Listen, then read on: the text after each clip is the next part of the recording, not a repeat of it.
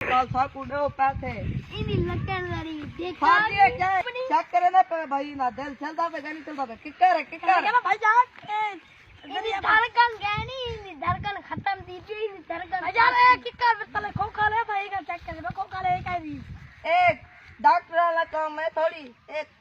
kicker बेचने अच्छा ए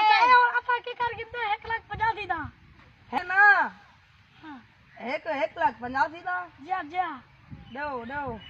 बाबिया की कर कह रही बिया की कर कह रही बे है ना किकर फैन चलो 1,85,000 मेरा बे इधर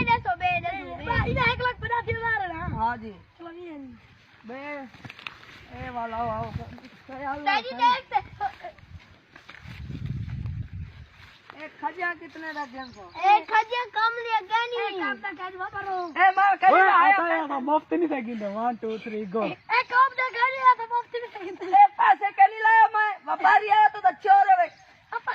आता मुफ्त में सही दे कर गिनू ना गिनू काकू क्या ए घिन तो बेक कर दे जाए नहीं घिन तो मैं बेक कर आता मैंने बे हां